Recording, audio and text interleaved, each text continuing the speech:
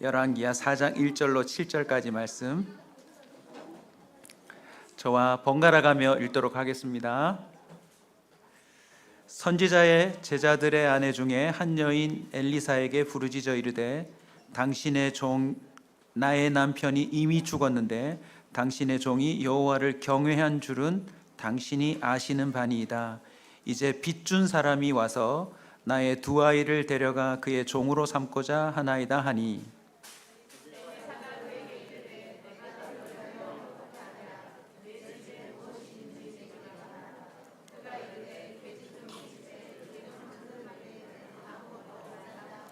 이르되 너는 밖에 나가서 모든 이웃에게 그릇을 빌리라. 빈 그릇을 빌리되 조금 빌리지 말고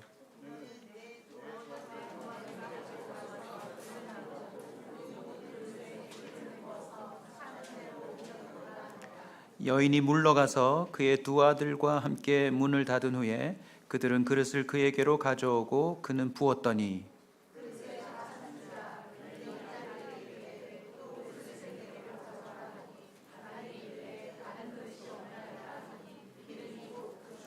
다 함께 읽읍시다.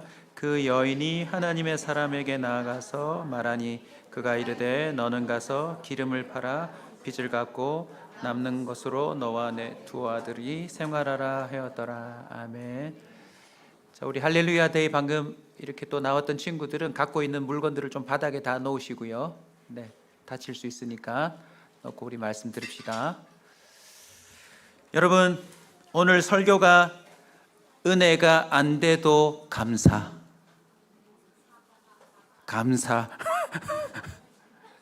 네. 오늘 설교가 길어져도 성도들의 반응이 없어도 감사. 네. 갑자기 반응을 하네. 2025년 추수감사주의를 맞이하는 오늘 우리 모든 성도들이 이런 질문을 자신에게 해봤으면 좋겠어요. 나는 무엇을 수확하였는가? 저도 사실은 오래전부터 이 질문에 답을 찾고 있었습니다. 나는 과연 올해 무엇을 수확했을까? 그러다가 오늘 이 본문에 여인을 주목했습니다. 사실 이 본문은 여러분에게 이미 말씀을 전한 적이 있죠. 다시 한번 이 여인을 눈여겨봤어요. 그리고 나의 수확이 뭔지를 이 여인의 삶과 한번 비춰봤어요. 우리 아이들이 있으니까 정리하는 차원에서 짧게 한번 정리해 봅시다. 수확 1. 우리 크게 한번 외쳐주실래요? 수확 1. 처음으로 수확한 이 여인의 거둠이 뭐냐면 죽음이에요.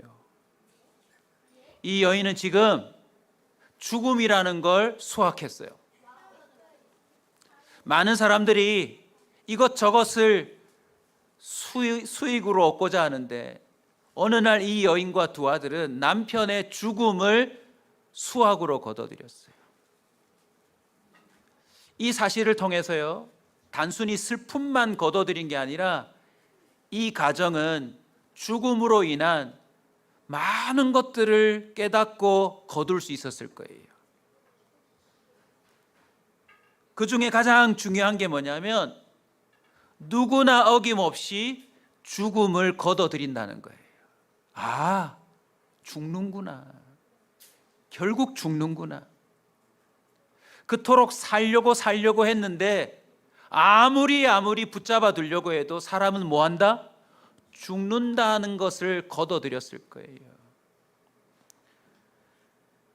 나이를 따지지 않습니다.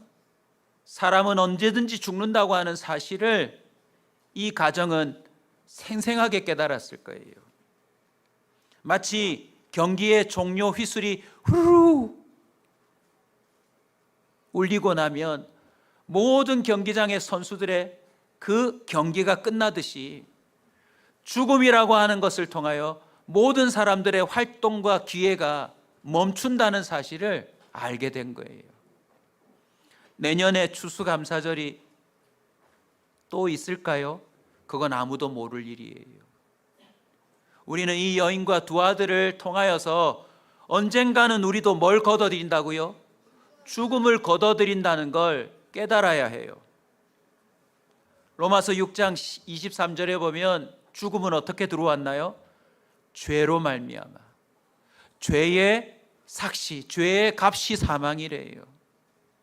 이 세상 많은 사람들이 성공을 거둬들이고 또 많은 돈을 거둬들이고 자신의 꿈을 성취하는 이런저런 수확을 거둬들이지만 뭐하고 나면 소용이 없어요? 죽으면 아무 소용이 없어요. 결국 이 가정도 이것저것을 수확하려고 애를 썼지만 이 남편의 죽음 앞에 큰 깨달음을 얻게 되었을 거예요. 성경은 또 말하죠. 히브리서 9장 27절이에요. 한 번 죽는 것은 사람에게 정해졌는데 그 후에 뭐가 있대요? 심판이 있대요. 심판의 다른 말이 결산이에요. 결국 모든 사람은 죽음을 거두게 될 거고 죽는 그 순간 결국 결산을 하게 돼 있어요. 여러분, 벼를 벤다, 나무에서 열매를 딴다라고 할 때도 잘 눈여겨보면 벼를 베는 순간, 열매를 나무에서 따는 순간 그 벼와 열매는 뭐 하는 거죠? 죽는 거예요. 생명의 근원에서 떨어지는 것이고 거기에서 끊어지는 순간 벼 몇 알이 들었느냐, 이 과일은 당도가 얼마나 되느냐 결국 묻게 되는 거죠. 우리는요 죽음을 수확하게 될 거예요. 누구나 어김없이 이 죽음 앞에 서게 될 거라는 사실을 꼭 기억하셨으면 좋겠어요.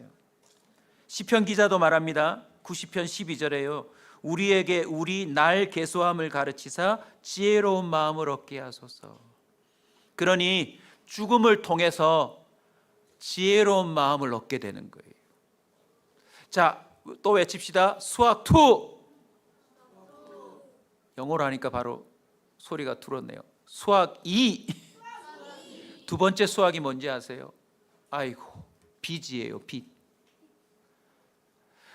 죽음만 거둬들인 게 아니라 이 여인과 두 아들은 빚을 거둬들였어요. 어느 정도로요? 두 아들을 종으로, 노예로 내어줘야 할 만큼 빚이 생겨버렸어요. 남편이 살았을 때 만든 빚인지 아니면 남편이 죽고 나서 어려운 형편 가운데 생긴 빚인지 알지 못하지만 이 가정은 빚을 수확하게 되었어요. 얼마나 속상해요, 여러분. 많은 사람들이 더 얻고 더 얻으려고 하는데 그만 빚을 얻고 말았어요. 그런데 여러분, 알고 보면 얻는 것도 빚이에요. 저와 여러분은 세상에 올 때 어떻게 왔을까요? 맨몸으로 왔어요. 그러니 정신 차리고 보면 우리가 이 세상에서 얻고 쓰고 누리는 건 다 알고 보면 뭐 하는 거예요, 여러분? 빚진 거예요. 여러분, 티셔츠 어떻습니까?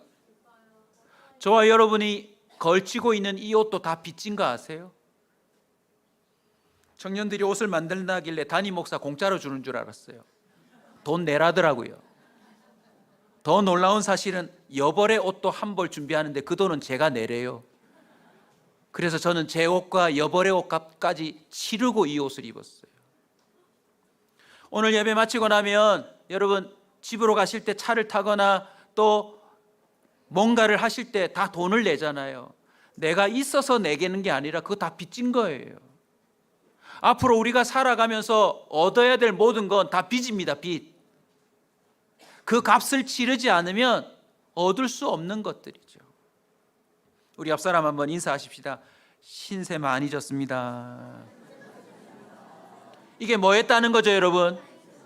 빚졌다는 뜻이에요. 니들이 뭘 그리 신세를 많이 졌다고. 그렇죠. 여러분, 저런 아이들이 철이 들면 이렇게 말합니다. 아빠, 엄마가 내게 준 사랑을 어찌 다 갚을까요? 내가 뭐라고 이렇게 사랑해 주세요. 이런 말을 해요. 뭐 졌다는 거죠? 빚진 거죠. 빚진 거죠. 저와 여러분은 참 많은 빚을 지고 살아갑니다. 올해도요, 정신을 차리고 나면 신세 참 많이 졌을 거예요. 우리 참 많은 빚을 수확했을 거예요. 특별히 하나님께 빚 많이 졌습니다. 여러분, 전기세를 내지 않아도 도토장이 날라오고 나중에 전기 끊어버려요. 그런데 오늘도 하나님이 온 세상을 밝히는 빛을 주지 않던가요? 중환자실에 산소 호흡을 필요로 하는 환자에게 그 의료기기를 장착하는 순간 천문학적인 돈이 들어가요. 오늘도 하나님이 우리에게 신선한 공기를 내어주지 않던가요? 유독 지구 안에 이렇게 신선한 공기가 있도록 하나님이 허락지 않던가요? 이게 다 빚지는 겁니다. 저와 여러분의 몸과 영혼, 이 모든 건 하나님께 빚진 거예요.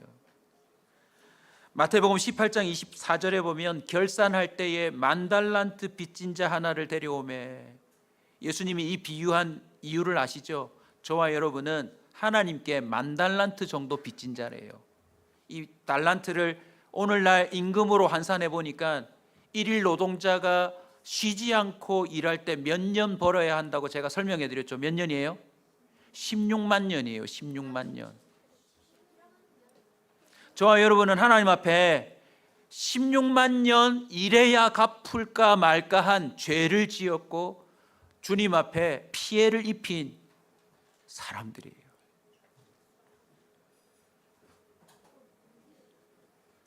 여기 이 자리에도 나름 많은 것을 얻으려고 노력했지만 올해 빚이 더 많아진 성도가 있을지 몰라요. 이상하게 내가 움직이면 빚이 늘어난다. 능력자예요. 수학 3 같이 외칩시다. 수학 3. 세 번째 수학이 뭔지 아세요? 기름 한 그릇이에요. 오늘 본문에 보시면 기름 한 그릇이에요. 엘리사가 물으니 집에 기름 한 그릇 외에는 아무것도 없대요. 여러분, 이 여인 얼마나 안타깝습니까? 남편은 죽고 빚은 늘어나고 갚을 수가 없고 집을 들여다보니 뭐만 수확이 되어 있어요? 기름 한 그릇, 그 외에는 아무것도 없대요. 엘리사가 집에 무엇이 있느냐라고 물어 이 기름 한 그릇을 얘기했는데, 여러분, 우리 결과를 아니까 다시 한번 정신을 차리고 한번 봅시다. 이 기름 한 그릇이 뭘 의미하는 줄 아세요? 그래도 하나님이 주신 게 있는 거예요. 마치 남편을 빼앗아가고 내게 있는 게 다 없어진 듯하여도 이 집에 뭐 한 그릇은 있더라? 기름 한 그릇은 있더라. 여러분, 우리 태어날 때 기름 한 그릇 갖고 온 적 없어요. 알고 봤더니 초라하지만 기름 한 그릇은 있더라. 그리고 이 기름 한 그릇이 오늘 본문의 결론으로 어떤 역할을 하던가요? 빈 그릇에 채워지는 놀라운 도구가 되더라는 거죠. 한 해 동안 우리 성도들도 죽음을 수확한 분들이 있습니다. 아버지가 돌아가시고 어머니가 돌아가시고 사랑하는 형제가 돌아간 우리 성도들이 있어요. 그 죽음 앞에 많은 걸 얻었을 겁니다. 뿐만 아니라 이런저런 빚이 늘어난 사람도 있을 거예요. 카드값이 늘어나고 알게 모르게 대출 이자가 늘어나고 내가 도저히 갚을 수 없는 것들이 자꾸 늘어난 사람들이 있을 텐데, 주목! 여러분 집에 기름 한 그릇은 있을 거예요. 그게 뭐죠? 감사할 제목이에요. 감사할 제목입니다. 죽음과 빚에 주목하기보다 여러분 기름 한 그릇에 한번 주목해 보세요. 감사할 게 꽤 많습니다. 아멘. 이 기름 한 그릇이 이 집에 놀라운 기적의 도구가 돼요. 여러분 집에 있는 초라한 그것이 여러분의 삶의 놀라운 기적으로 바뀔 수 있다는 것을 오늘 본문이 보여줘요, 여러분. 할렐루야. 시편 106편 1절 우리 주니어 아이들이 한번 크게 읽어주세요. 할렐루야 되니까 시작.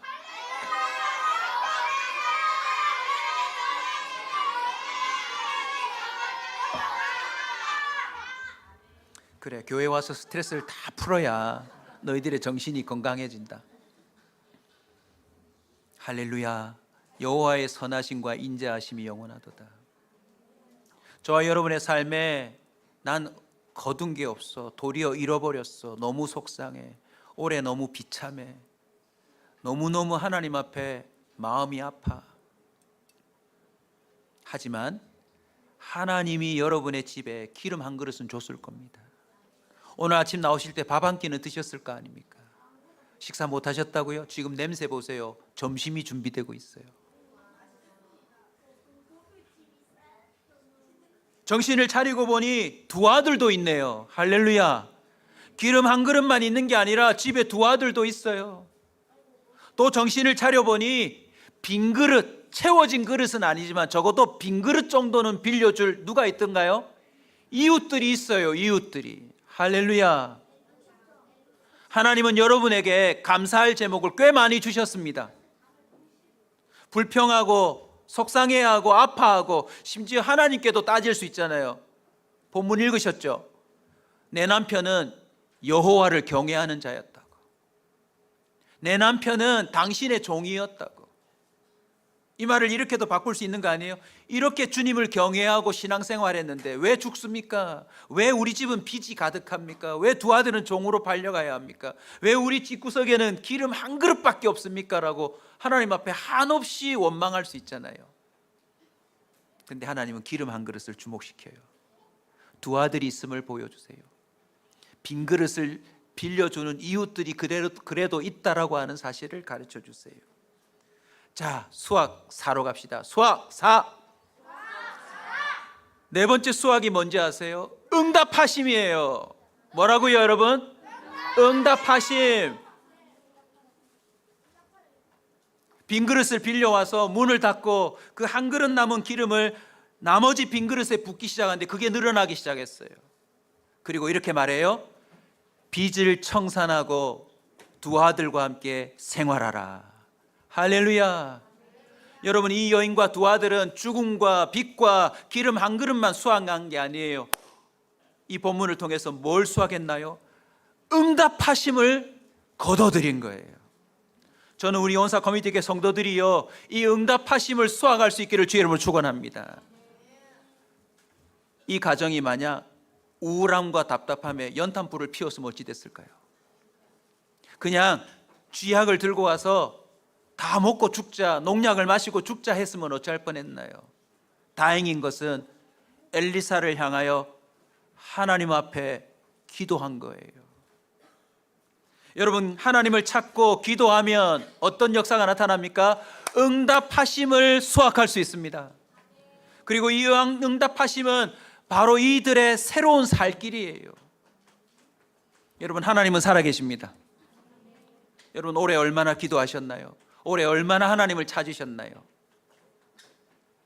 만약 이들이 스스로 몸부림치고 노력하려고 했다면 이 빚은 갚을 수 없었을 거예요. 더 비참하고 초라해졌을 겁니다. 건강도 잃었을 거예요. 그러나 인생의 바닥 앞에 하나님을 찾자, 그 남편이 남기고 간 믿음의 끈을 붙잡고 하나님을 찾자, 하나님이 응답하셨네요. 아멘. 그 응답의 내용이 뭡니까? 기름이 채워지고 이것을 팔아 빚을 청산하고 생활하래요. 자, 이 두 가지 축복 여러분 꼭 경험하시길 바랍니다. 여러분, 하나님 찾으면요, 빚을 청산할 수 있어요. 저는 많이 경험했어요. 자신의 그 죽음과 갚을 수 없는 빚 앞에, 초라함 앞에 결국 두 손 들고 하나님을 찾아 나갈 때에 하나님이 그 집안의 빚을 청산해 주는 걸 전 봤어요. 우리 온사 식구들 2026년도에는 빚을 청산하고 돌아오는 여러분 되시길 주의 이름으로 축원합니다. 이미 여러분 아실 거예요. 만약 이 부부가, 이 여인과 두 아들이 엘리사를 찾지 않고 자기 스스로 노력해서 몸부림치려고 했다면 이자가 늘어났을 겁니다. 도저히 갚을 수 없는 더 큰 일들이 벌어졌을 거예요. 여러분 어떠세요? 여러분이 애쓰고 노력하고 힘써보지만 빚이 갚아지던가요? 안 갚아지는가요? 안 갚아지죠. 너희들 벌써 알아버렸구나. 오늘 제가 갚는 방법 가르쳐 드렸어요. 하나님을 찾으세요. 응답하심을 수확할 수 있어요. 새로운 살 길을 주님으로부터 거둘 수 있어요. 그 내용이 뭐예요? 빚을 청산한대요. 할렐루야. 저와 여러분의 삶 가운데 있는 빚이 청산되는 수확이 있기를 축원합니다. 뿐만 아니라 또 뭐래요, 여러분? 두 아들과 뭐하라? 생활하라. 여러분, 우리 하나님은요, 저와 여러분이 생활하도록 공급하시는 분이에요. 단 호사스러운 생활 아닙니다. 기본적인 생활이에요. 하나님은 저와 여러분이 생활하기를 원하십니다. 적어도 자식들을 데리고 굶기지 않고 먹을 수 있는 길을 내시는 분이 주님이심을 믿으시길 바랍니다. 하나님 멋지지 않으세요? 빚을 청산하고 두 아들과 함께 생활하라. 우리 하나님은 반드시 이것을 거두게 하실 줄로 믿습니다. 2026년 추수감사절 1년 남았습니다. 오늘부터 시작해서 이 여인처럼 하나님을 찾고 하나님이 명령하시는 것에 무엇이든지 순종해 보십시오. 여러분의 빚이 청산되는 은혜가 있을 줄로 믿습니다. 여러분의 가족과 생활하는 은혜가 벌어질 줄로 믿습니다. 시편 기자가 이렇게 말하네요. 120편 1절. 내가 환난 중에 여호와께 부르짖었더니 내게 무엇하셨도다? 응답하셨도다. 우리 온사교회 모든 성도들이 하나님의 응답을 수확할지어다. 하나님의 응답하심을 거둘지어다. 그러려면 여러분이 부르짖으셔야 돼요. 연탄불 피우지 마시고, 여러분이 이 빚을 갚으려고 몸부림치지 마시고, 물론 성실해야 하지만 어차피 못 갚아요, 여러분. 주님의 방법이 있으니까 하나님의 방법을 응답 받으시면 됩니다. 자, 이제 마지막 수학 5번째로 하겠습니다. 수학 5 하겠습니다. 수학 5. 여러분, 수학 5가 제일 중요해요. 자, 수학 5를 말해드리기 전에 이거 한번 생각해 봅시다. 오늘 청산하고 두 아들이 생활할 만큼 기적이 일어났는데 그 기름이 언제 끝나던가요? 그릇이 없을 때예요. 빌려온 그릇이 끝났을 때 기름도 멈췄어요. 자, 죽음과 빛과 초라한 삶 가운데서 가슴치고 있을 이 세 사람이 빚을 청산하고 생활이 시작됐을 때 계속 드는 아쉬움이 있었을 거예요. 뭘까요, 여러분? 그릇 더 빌려올 걸. 형님 동생끼리 두고두고 말했을까요? 형 그때 더 빌려왔으면. 야, 그래 너가 더 빌려왔으면. 엄마가 말했을지 몰라요. 아이들한테 시켰으니까. 야, 너네들은 좀 더 빌려왔으면 훨씬 더 많은 기름을 하나님께 받았을 텐데 너무너무 아쉽지 않냐? 생각보다 많은 그리스도인들이 이렇게 살더라고요. 이미 주님이 주신 게 많은데 더 얻지 못한 것에 마음이 가버렸어요. 그리고 아쉬워하고 속상해하면서 이내 그것을 또 자기의 힘으로 해보겠다라고 또 다른 기름을 추구하고 살아가더라고요. 사랑하는 성도 여러분, 하나님은 살 만큼 은혜 주세요. 아멘. 상대적인 비교와 박탈감에 시달리지 마시고요, 엉뚱한 아쉬움에 머물러 있지 말고 진짜 수확해야 될 오가 있어요. 뭔지 아세요? 이 여인의 입술에 답이 있어요.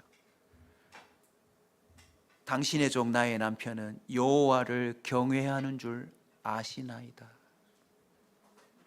오늘 이 사건을 통하여서 이 집안이 거둬들여야 될 진정한 수학 5가 뭐죠, 여러분? 여호와를 경외함이에요. 문을 닫고 이 일을 하라고 그랬죠. 이유가 뭘까요? 이 청산과 생활이 가능한 기적은 사람의 개입이 아니라 오직 하나님이 하셨다는 걸 이 집에 가르쳐 준 거예요. 그릇 더 빌려올 걸, 기름이 좀 더 있었다면 이것도 하고 저것도 하고 더 좋았을 텐데 라고 하는 아쉬움이 아니라 이렇게 됐다면 어쩔까요, 여러분? 두 아들이 어느 날 생활하다가 엄마 앞에 와서 무릎을 꿇네요. 엄마, 우리도 아빠처럼 여호와를 경외하는 자가 될 것이며 우리도 아빠처럼 하나님의 생도가 될래요. 그랬다면 이 한 번의 기적이 아니라 그 하나님을 소유하고 살아가는 인생이 되는 거 아니에요, 여러분? 그 어머니가 먼저 아이들을 앉혀놓고 얘들아, 나도 우리 남편이 저렇게 극성스럽게 하나님을 경외하고 섬기는 게 속상했다. 그리고 훌쩍 떠나 빚만 남기고 가버린 저 인생에 대하여 분노도 일어났다. 그러나 나 이제 내 남편이 경외했던 그 하나님을 나도 경외하려 한다. 나도 이제 우리 남편처럼 우리 남편이 다 못 이룬 하나님의 생도로 살아가는 삶을 이 어미가 이어가련다라고 했다면 어떤 일이 벌어질까요? 바로 이거예요. 죽음을 두려워하지 않고 살았을 거예요.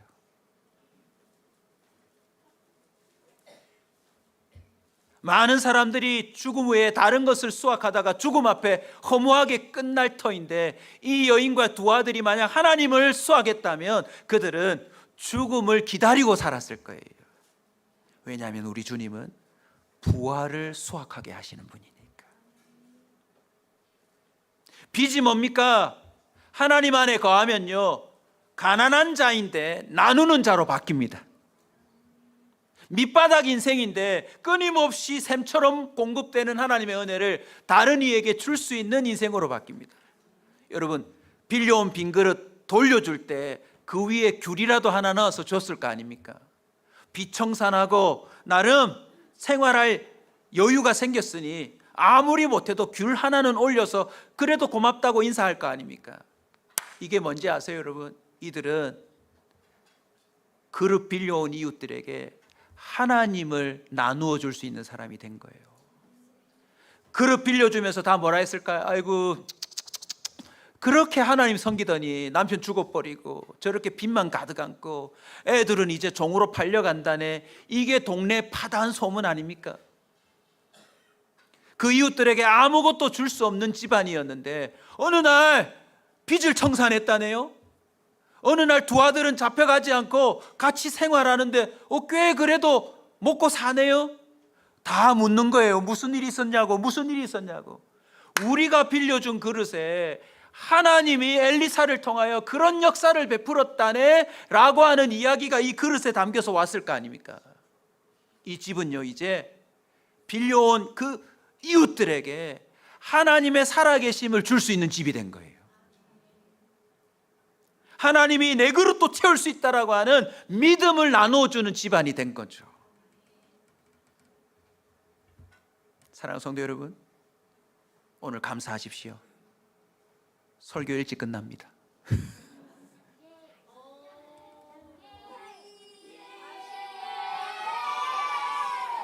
5분 추가합니다. 5분 더 추가합니다. 5분 줄어들었습니다.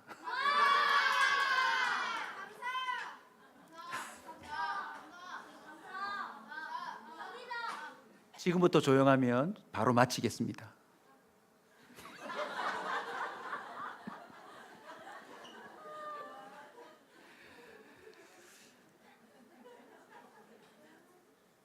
야곱 이야기 하나만 하겠습니다. 야곱이 부모님을 떠나서 처음으로 독립적인 신앙생활을 해보려고 하는데 자신의 가는 길이 두렵네요. 떨리네요. 근데 하나님께서 그 아들의 꿈에 사닥다리를 내리셔서, 야, 너 혼자가 아니야. 내가 너와 함께 해. 꿈이었는데 너무너무 생생하니까 일어나서 자기가 베고 자던 돌을 뭐로 사용했죠? 하나님을 예배하는 제단으로 쌓았어요. 그리고는 거기서 이렇게 말했습니다. 창세기 28장 20절부터 22절까지 야곱이 서원하여, 하나님이 나와 함께 계셔서 내가 가는 이 길에서 나를 지키고 먹을 떡과 입을 옷을 주시며 평안히 내가 다시 아버지 집으로 돌아오게 하시면 여호와께서 나의 하나님이 되실 것이요, 내가 기둥으로 세운 이 돌이 하나님의 집이 될 것이요, 내게 하나님이 내게 주신 이 모든 것에서 10분의 1을 내가 하나님께 반드시 드리겠습니다. 여러분, 여기서 11조가 나온 거예요. 자, 쉽게 말할까요? 하나님, 나 지금 빈손으로 아버지 집에서 도망쳐서 삼촌 집에 가는데 하나님이 나의 먹을 거 입을 거 수확하게 해주시고 내가 평안히 우리 아버지 집으로 다시 돌아올 수 있도록 주님이 공급해 주면 하나님이 이제 우리 부모의 하나님이 아니라 내 하나님 됩니다. 그리고 나도 하나님이 주신 모든 것에서 10분의 1을 마치 부가가치세처럼 주님께 다시 드림으로 하나님을 인정하고 살겠다고. 결과가 어떻게 됐을까요? 창세기 35장 3절이에요. 혹시 모르시는 분은 꼭 기억해 두세요. 지금의 유대인들이 12지파로 늘어나는데 바로 이 야곱을 통해서 12명의 아들이 나와요.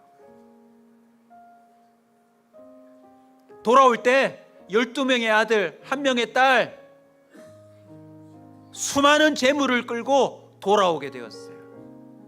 야곱은 이렇게 고백합니다. 우리가 일어나 베델로 올라가자. 내 환난 날에 내게 무엇 하시며? 보세요 여러분, 응답을 수확한 거예요. 뿐만이 아닙니다. 내가 가는 길에서 나와 함께 하신 하나님을 수확한 거예요. 내가 거기서 제단을 쌓으려 하노라. 믿음의 눈으로 상상합니다. 오늘 예배 너무너무 감격스럽죠? 저 앞에 앉아 있는데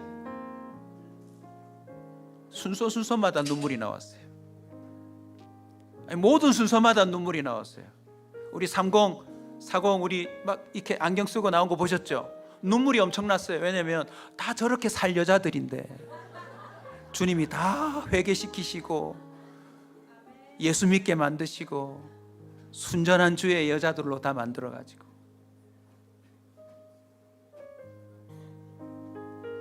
저는 제가 고등학교 때 만난 골목에서 만난 여자 일진들이 나오는 줄 알았어요. 가사 하나하나에 하나님이 우리를 홀로 두지 않는 그 은혜의 수확이 고백되어져서 얼마나 감사스러운지요. 근데 저는 믿음으로 선언합니다. 내년 2026년 추수감사절 난리가 날 겁니다.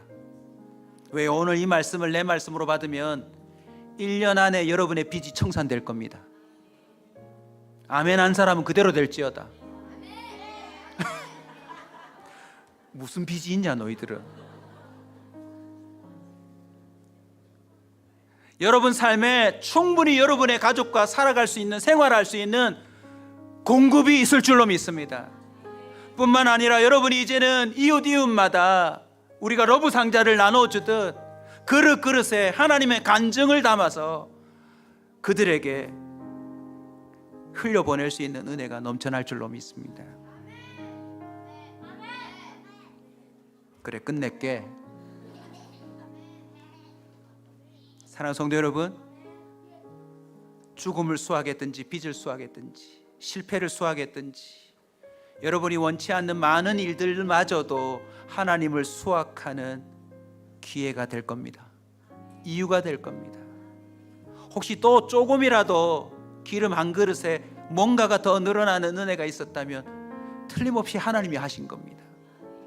2025년 이 추수감사절에 그 무엇보다도 하나님을 수확하시고 그 하나님을 경외하는 삶을 결단하실 때 여러분은 반드시 2026년 추수감사주일날 지금보다 더 강력한 고백과 감사로 제단을 쌓고 하나님을 노래하게 될 줄로 믿습니다.